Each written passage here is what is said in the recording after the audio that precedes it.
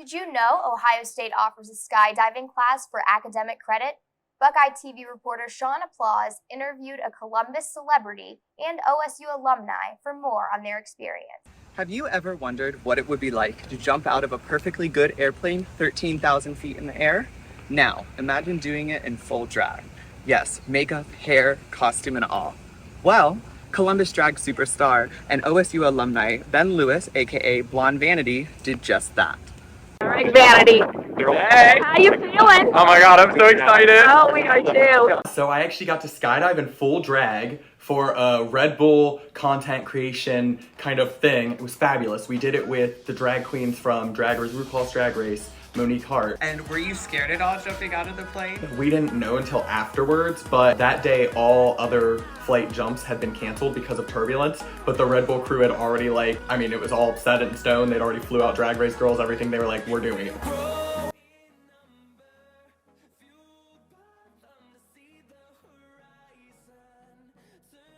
Did you have to pull any levers or were you at the mercy of your instructor? So I actually did have a little bit of control.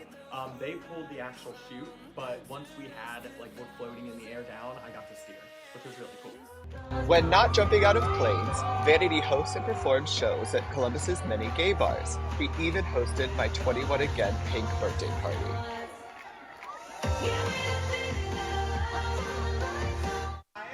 We're here at Sean Applause's birthday party, 21 Again, the fantasy.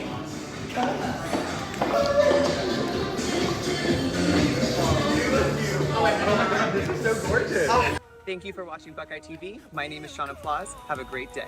Summer versus winter, dogs versus cats, Starbucks versus Dunkin' Donuts. These are some of the great debates that people have argued over for decades. How about another one? Traditions at Scott versus traditions at Kennedy. Buckeye TV reporter Patrick Engels has more on the debate that has swept the Ohio State community. Whether you're a freshman or senior, Ohio State students have had their fair share of opinions on which dining hall reigns supreme. Some may say traditions at Scott takes the cake, while others argue that traditions at Kennedy is the superior establishment. I went around campus to try to talk to students and settle this great debate.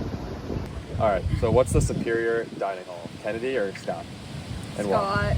But there's so much more options. I feel like we live right next to Kennedy, there's just a courtyard and we just walk over there, so it's really close, but we're hiking over to Scott right now actually, so there's just a lot more options, so it's just more fun to go there.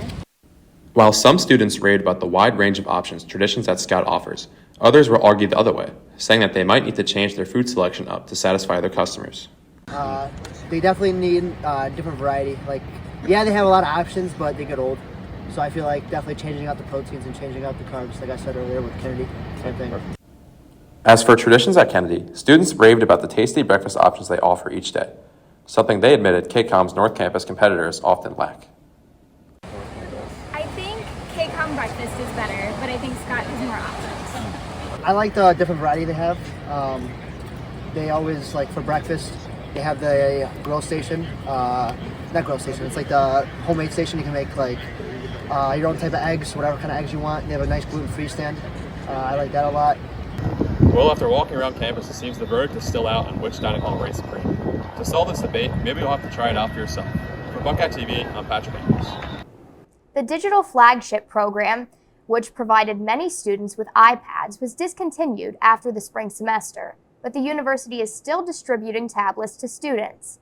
University officials told The Lantern that a loan program is available for thousands of eligible students. 6,000 students qualified for the program this fall semester.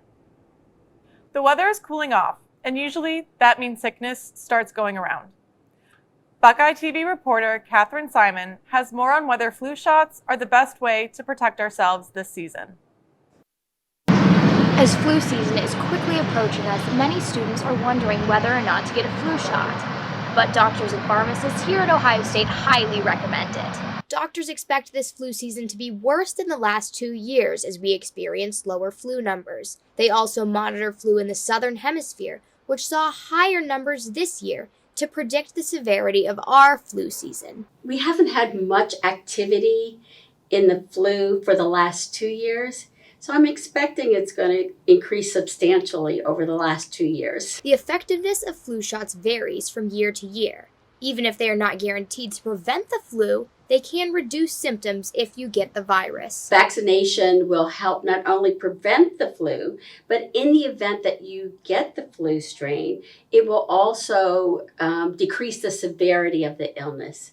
It's recommended to get a flu shot near the beginning of flu season, but the vaccine will still work if administered later in the year. The CDC typically recommends getting a flu shot by the end of October, with September and October being the ideal times to get the flu shot. There are some minor risks with flu shots, but doctors say the benefits greatly outweigh the risks. There are not currently any restrictions on the flu shot, regardless of whether you've recently received a COVID vaccine or recently had COVID. Students can get a flu shot at the Student Health Services building and at most local pharmacies.